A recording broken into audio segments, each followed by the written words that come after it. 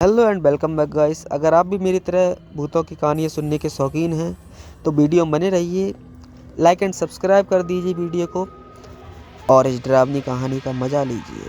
कहानी का टाइटल कुछ दहशत करके रखा है।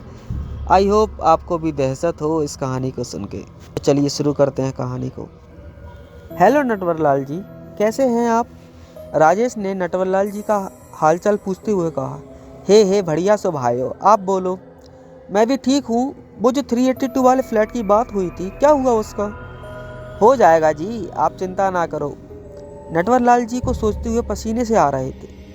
कुछ एडवांस जमा करवा देते तो।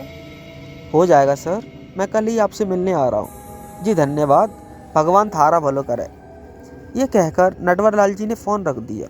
इधर राजेश ने सोनिया को फ्लैट के बारे में कुछ नहीं बताया था, क्योंकि वह सोनिया को अपनी सालगिरह पर गिफ्ट करना चाहता था। अभी 1 साल ही हुआ था उनकी शादी को।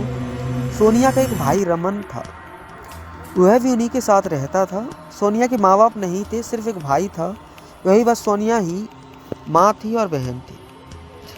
उसने कुछ दिनों के लिए रमन को दिल्ली में राजेश के मम्मी पापा के पास छोड़ दिया था और वह भी रमन से बहुत प्यार करते थे। राजेश और सोनिया जॉब के कारण कुछ समय के लिए मुंबई आ गए थे, लेकिन जब राजेश ने फ्लैट 382 देखा तो उसको वह बहुत पसंद आया।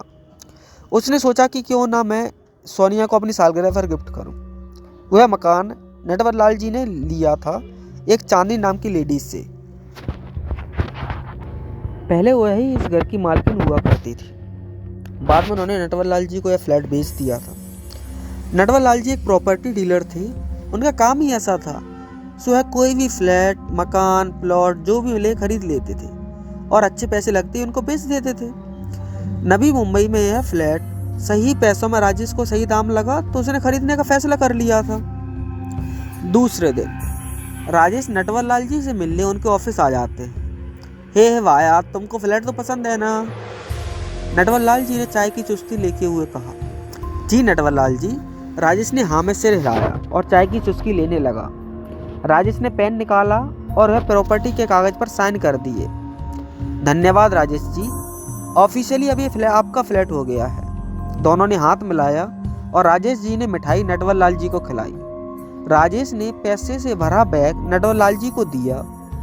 इसमें पूरे 2 करोड़ रुपए हैं नटवरलाल जी, आप चाहें तो गिन सकते हो वायदे के मुताबिक। राजेश ने पैसे नटवरलाल जी को देते हुए कहा। हे क्या बात कर रहे हो भाया, मैं आपको बहुत समय से जानता हूँ। किस तरह आपने वह होटल का मामला सुलझाया था और सोनिया बहन जी ने। आप मारो साथ कोई दगा ना कौन ही करोगे, मन्ने मालूम है। नटवरलाल जी ने हंसते हुए राजेश से कहा।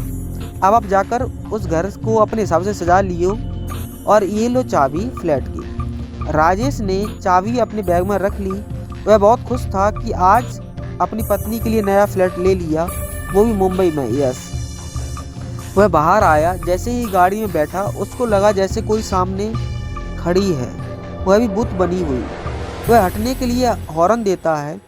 वह लेडीज पीठ किए खड़ी थी, सफ़ेद कपड़ों में, लंबे लंबे बाल, कमर नीचे तक, चेहरा नहीं दिख रहा था।